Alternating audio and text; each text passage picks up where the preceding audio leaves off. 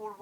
সবার আগে আজকে আমরা আলোচনা করব 2 নাম্বার যেটা রয়েছে যে কি ইউনিট ডিজিট অর্থাৎ একক স্থানীয় সংখ্যা।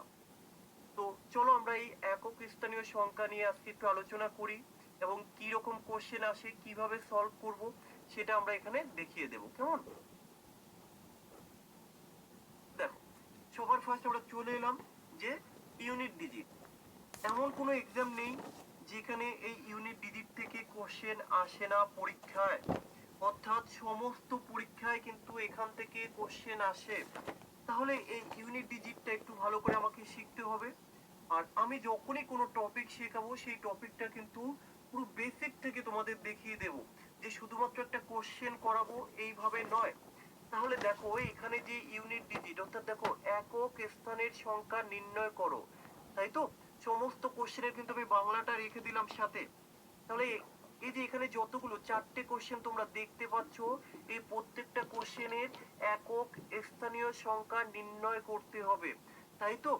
তো এখানে একটা জিনিস লক্ষ্য করো, সবার ফার্স্ট যে কোশ্চেনটা রয়েছে 3 টু দি পাওয়ার 40, তারপরে দেখো 73 to the power 98, 39 to the power 87, 76 to the power 96। এবার বিষয়টা হচ্ছে যে শুধুমাত্র একটা সংখ্যা যখন রয়েছে, দেখো 3 টু দি পাওয়ার 40 বলতে কি বোঝায়, যে 3 40 বার ইনটু আকারে রয়েছে, তো এর গুণ করে ইউনিট ডিজিট বের করা সম্ভব নয়। তাহলে আমরা এই ইউনিট ডিজিট কি করে বের করব, তাই তো? এর কিছু নিয়ম কানুন রয়েছে, সেটা আমি দেখিয়ে দিই। দেখো, সবার ফার্স্ট কিছু নিয়ম একটু দেখো। ইউনিট ডিজিট অর্থাৎ একক স্থানীয় সংখ্যা নির্ণয় করো, তাই তো? তাহলে আমি একটা সংখ্যা এখানে লিখছি যে 23 × 25 × 36। এবার এই যে এটা দেখো গুণ আকারে রয়েছে, এটা গুণ আকারে থাকতে পারে, যোগ আকারে থাকতে পারে, বিয়োগ আকারে থাকতে পারে, ভাগ আকারে থাকতে পারে। যেভাবেই থাক না কেন এই টোটালটা ক্যালকুলেশন করতে হবে, করে যে সংখ্যাটা আসবে তার শুধুমাত্রই একক স্থানীয় সংখ্যাটা আমার লাগবে, ইউনিট ডিজিট, তাই তো? তাহলে এটা কিন্তু আমরা ইজিলি বলে দিতে পারছি। কি করে বলবো আমরা? দেখো এখানে কিন্তু জাস্ট আমরা গুণ করে দেব। 3 × 5 = 15, তাহলে 5 হলো, 5 × 6 = 30, তাহলে 30-এর কত? 0, অর্থাৎ এই যে একক স্থানীয় সংখ্যাটা কিন্তু শূন্যই বসবে, তাই তো? কিন্তু বিষয় হচ্ছে পরীক্ষায় কিন্তু এত সহজ ভাবে থাকে না। তাহলে পরীক্ষায় কিভাবে থাকে সেই কোশ্চেন গুলো কিন্তু অলরেডি আমি তোমাদের এখানে দেখালাম। দেখো অনেক বড় বড় সংখ্যা তোমরা দেখতে পাবে, যদি নর্মালি সংখ্যা দেয় ইজিলি করা যায়, যদি কিনা তার পাওয়ার হিসাবে কিছু দিয়ে দেয় তখনই কিন্তু প্রবলেম। তাহলে এবার আমরা করব কি? এবার দেখো এখানে কিছু নিয়ম তোমাদের জানতে হবে। কি নিয়ম এবার একটু দেখে নাও, কার জন্য নিয়ম সেগুলো দেখাচ্ছি। কেমন? সবার আগে আমরা জানবো যে ডিজিট, ইউনিট ডিজিট, তাই তো? তাহলে ডিজিট কতগুলো, যে ডিজিট, তাহলে আমার সবার প্রথমে জানতে হবে ডিজিট কতগুলো। তাহলে ডিজিট বলতে পারবে তোমরা কেউ? ডিজিট কতগুলো? ডিজিট হচ্ছে 10টি। টোটাল ডিজিট কতগুলো? টোটাল ডিজিট হচ্ছে 10টি। কি? 0 থেকে 9 পর্যন্ত। এই যে 0 থেকে 9 পর্যন্ত টোটাল হচ্ছে 10টি ডিজিট। তাহলে এই 10টি ডিজিট বাদ দিয়ে কিন্তু আর কোনো ডিজিট হতে পারে না। তাপস একদম ভুল উত্তর দিয়েছো। তাহলে এই যে 10টা ডিজিট বললাম, তাহলে এই ডিজিট গুলোর জন্য আমাকে কিছু নিয়ম জানতে হবে। কারণ কি, যে কোনো সংখ্যা লিখতে গেলে আমার ইউনিট ডিজিট এই 0 থেকে 9 এর মধ্যে যে কোনো একটা সংখ্যা থাকবে, তাই তো? তাহলে দেখো, যে কোনো সংখ্যায় যখন আমি লিখবো তার এই ইউনিট ডিজিট, তার একক স্থানীয় সংখ্যা কিন্তু 0 থেকে 9 এর মধ্যে যে কোনো একটা সংখ্যাই থাকে। তাহলে আমি কি বললাম? টোটাল ডিজিট হলো 10টা।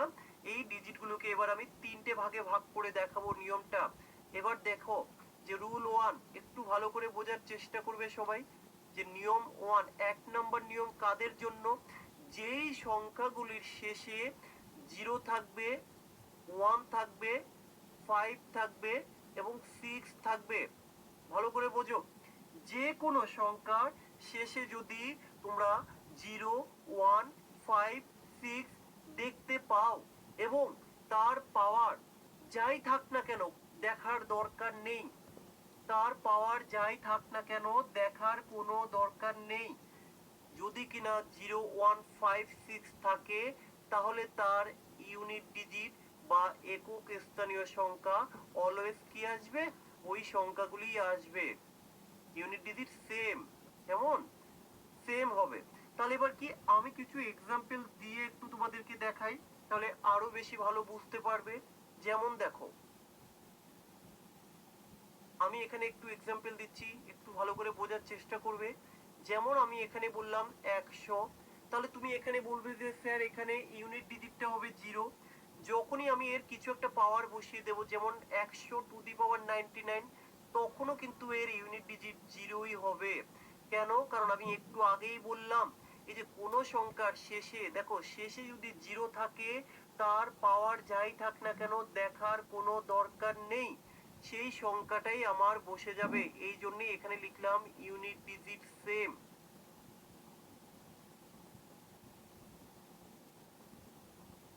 তোমরা কি বুঝতে পেরেছো? বিশ্বনাথ, আরিফ একটু কমেন্ট করবে, পলাশ, দেবস্মিতা একটু রেসপন্স করবে।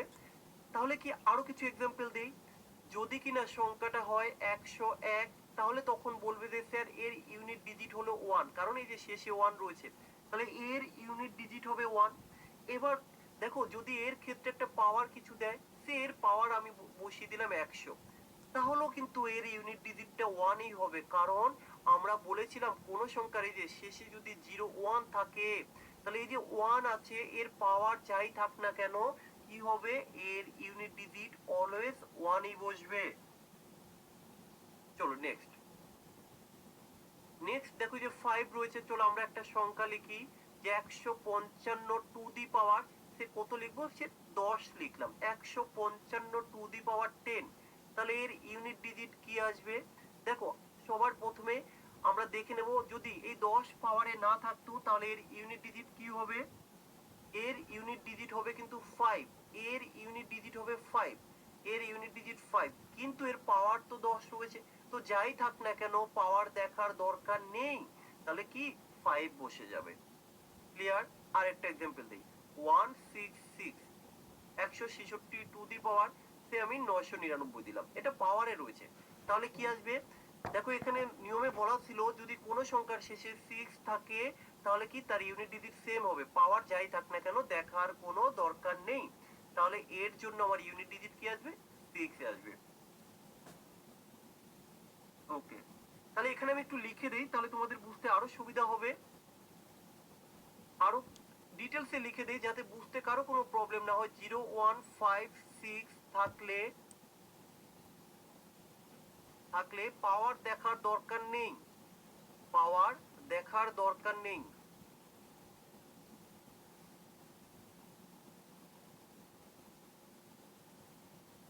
দরকার নেই, তাহলে কি করব, এই সংখ্যাগুলোই বসে যাবে, এই সংখ্যাগুলোই বসে যাবে। ক্লিয়ার? তাহলে কিন্তু আমার 1 নাম্বার নিয়ম কমপ্লিট হয়ে গেল, 1 নাম্বার নিয়ম আমি কমপ্লিট করে দিলাম। এবার যাব আমি 2 নাম্বার নিয়ম। তাহলে দেখো, এই যে এখানে আমি একটু লিখি ছোট করে, রুল 1 কোন কোন ডিজিটের জন্য, লিখলাম 0 1 5 6, টোটাল ডিজিট হচ্ছে 10টা, তার মধ্যে কিন্তু আমি 4টে ডিজিটের রুল লিখে ফেললাম। কেমন? এবার চলে আসি আমরা রুল নাম্বার 2। রুল নাম্বার 2 কার কার জন্য হবে, রুল নাম্বার 2 হবে 4 এন্ড 9 এর ক্ষেত্রে। ভালো করে বুঝে নাও, 4 এবং 9, তাই তো, এই যে 4 এবং 9 এদের ক্ষেত্রে। তাহলে এদের ক্ষেত্রে কি নিয়ম, আমি একটু নিয়মটা বলে দেই। যখনই দেখবে কোন সংখ্যার শেষে বা ইউনিট ডিজিট 4 আছে, তখন কি করবে, তার পাওয়ারটাকে দেখতে হবে, তার পাওয়ার অর্থাৎ 4 এর ক্ষেত্রে তোমাকে পাওয়ারটাকে দেখতে হবে। তাহলে আমি একটু ডিটেলস লিখে দেই, তাহলে তোমার বুঝতে সুবিধা হবে। 4 এর ক্ষেত্রে তুমি কি করবে, পাওয়ারটাকে দেখতে হবে। পাওয়ার, এই যে এখানে লিখে দিচ্ছি, পাওয়ার, পাওয়ার ইভেন অর্থাৎ জোড়। আর কি হতে পারে দেখো, যে কোনো সংখ্যারই পাওয়ার কি জোড় না হলে বিজোড় হবে, তাছাড়া তো আর অন্য কিছু হতে পারে না। তাহলে লিখলাম পাওয়ার জোড়, আর লিখলাম আমরা পাওয়ার, যে পাওয়ার বিজোড়, তাই তো, অড। তাহলে দেখো পাওয়ার বিজোড় হতে পারে, আর কি পাওয়ার ইভেন বা জোড় হতে পারে। একই রকম ভাবে 9 এর ক্ষেত্রে কি করব, আমরা সবার আগে তার পাওয়ারটা দেখব। নয়ের ক্ষেত্রেও কিন্তু সেম, আমরা দেখব পাওয়ারটা ইভেন অর্থাৎ জোড় নাকি পাওয়ারটা বিজোড়। একটু ভালো করে বোঝার চেষ্টা করো। তাহলে কি 4 এবং 9 এর ক্ষেত্রে তোমাকে দেখতে হবে তার পাওয়ারটা কি আছে, ঠিক আছে। এবার আমি এক্সাম্পল দিয়ে দেখাবো, টেনশনের কোনো দরকার নেই, আমি এক্সাম্পল দিয়ে দেখাবো। তাহলে দেখো এই যে 4 এর ক্ষেত্রে পাওয়ারটা যদি ইভেন অর্থাৎ জোড় হয়, আমি দুটো এক্সাম্পল লিখি তাহলে আরো সুবিধা হবে। ধরো এখানে লিখলাম 4, আচ্ছা আমি 14 লিখলাম, যে কোনো সংখ্যা তার পাওয়ারটাকে দেখতে হবে। সে আমি এখানে লিখলাম 99, তাহলে একটা সংখ্যা হলো কত 14 টু দি পাওয়ার 99, আরেকটা সংখ্যা আমি লিখলাম 14 টু দি পাওয়ার 100। আবার আরেকটা সংখ্যা লিখছি আমি 19 টু দি পাওয়ার 21, আরেকটা সংখ্যা লিখলাম আমি 19 টু দি পাওয়ার 22। এখানে যে সংখ্যাগুলি আমি লিখলাম, এবার দেখো এক্সাম্পল সহ এর আমি টোটালটা বুঝিয়ে দেওয়ার চেষ্টা করছি। তাহলে আমরা কি বললাম, 4 এর ক্ষেত্রে দেখো এখানে 4 আছে, এই যে 4, আরো অনেক বড় থাকুক দেখার দরকার নেই। তাহলে আমরা দেখবো যে শেষে 4 আছে, তাহলে 4 এর ক্ষেত্রে কি দেখতে হবে, এই যে পাওয়ারটা ইভেন নাকি পাওয়ারটা অড। তাহলে এখানে চলে আসবো, এই যে 4 আছে, তাহলে এই পাওয়ার দেখবো আমরা, এই পাওয়ারটা কি জোড় না বিজোড়।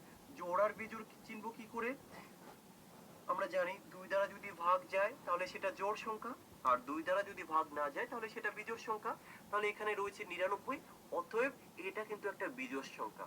তাহলে আমরা বুঝতে পারছি তো যে আমাদের কাজ হবে জোড় আর বিজোড় দেখা। এখানে দেখো 4 রয়েছে কিন্তু তার পাওয়ারটা 100, এটা কিন্তু জোড় সংখ্যা। তাহলে পাওয়ার জোড় আর বিজোড় ছাড়া কিন্তু কিছু থাকতে পারে না। তাহলে এবার বিষয় হচ্ছে যে জোড় থাকলে কি হবে, বিজোড় থাকলে কি হবে।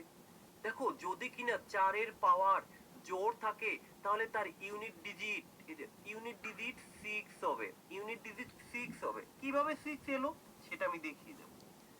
4 এর ক্ষেত্রে পাওয়ার যদি অড বিজোড় হয় তার ইউনিট ডিজিট 4 হবে। একই রকম ভাবে এই যে 9 এর ক্ষেত্রে পাওয়ারটাকে আমরা দেখবো, এই পাওয়ারটা দেখবো জোড় না বিজোড়, এই পাওয়ার গুলো দেখবো। তো পাওয়ার এখানে বিজোড় এখানে জোড়, তাহলে একই রকম ভাবে 9 এর ক্ষেত্রে পাওয়ার যদি ইভেন অর্থাৎ জোড় হয় তাহলে বুঝবে 1, আর 9 এর ক্ষেত্রে পাওয়ার যদি বিজোড় হয় তাহলে বুঝবে 9। এবার কথা হচ্ছে এই যে 6 অথবা 4 আর এখানে এলো 1 অথবা 9 কোথা থেকে এলো একটু দেখিয়ে দিই। দেখো জোড় সংখ্যা বলতে কম পক্ষে আমরা দুটো সংখ্যা বুঝি, কম পক্ষে দুটি সংখ্যা বুঝি, আর বিজোড় সংখ্যা বলতে কম পক্ষে আমরা একটা সংখ্যা বুঝি বিজোড়, তাই তো। তাহলে এক্সাম্পলটা আমি এভাবে বলতেই পারতাম। 9 এর ক্ষেত্রে আগে দেখাই যে 9 এর ক্ষেত্রে 9 যদি দুটো হয়, কারণ জোড় বলতে কি মিনিমাম দুটো সংখ্যা, তাহলে এদের গুণ করলে দেখো 9 নং 81, অর্থাৎ শেষ সংখ্যাটা কিন্তু 1 থাকবে, শেষ সংখ্যাটা কিন্তু 1 থাকে। এই জন্য দেখো আমরা লিখলাম যদি জোড় ইভেন হয় তাহলে 1 বুঝবে, এই যে জোড়, কারণ এই যে দুটো মিলে রয়েছে জোড়, তাই না, এই যে ইভেন। আর অড কি, অড হলো কি একটা মাত্র 9 থাকবে, সেই জন্য দেখো শুধু 9 লিখে দিয়েছি, ক্লিয়ার। এবার একই রকম ভাবে 4 একটু একটু দেখিয়ে দেই। 4 দেখো এই যে এখানে দেখায়, এটার ক্ষেত্রে 4 ইভেন, ইভেন বলতে কমপক্ষে আমরা দুটো বুঝবো, তাহলে 4 4 এ গুণ করলে কত হয় 16 হয়, তাই না। এই দেখো 6 এ আসছে ইউনিট ডিজিট, সেই জন্য আমি ইভেন যখন থাকে 6 বসিয়ে দিলাম। আর কি 4 এর ক্ষেত্রে যদি কিনা অড, অড বলতে মিনিমাম একটা, তাহলে দেখো 4ই হয়, এই যে অড এর জন্য।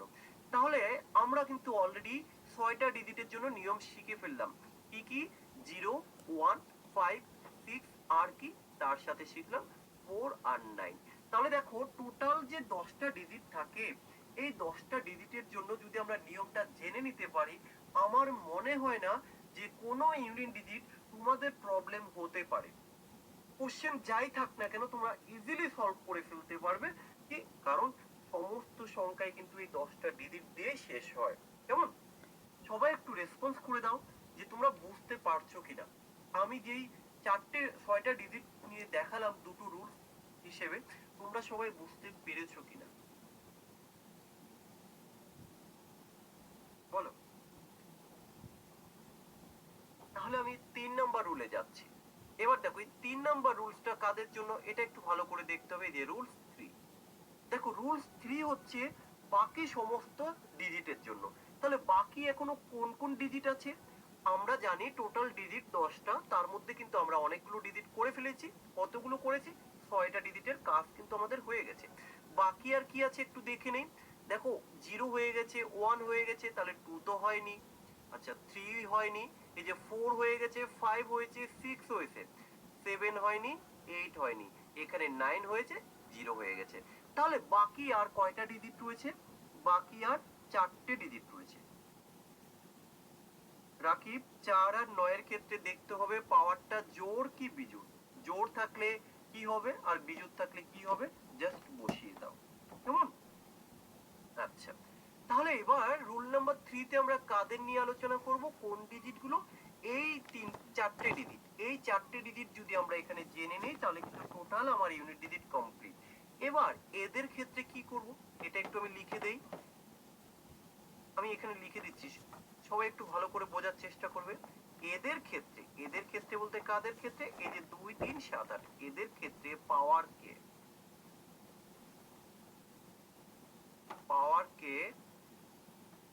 4 দ্বারা, ভালো করে বোঝো, এদের ক্ষেত্রে পাওয়ার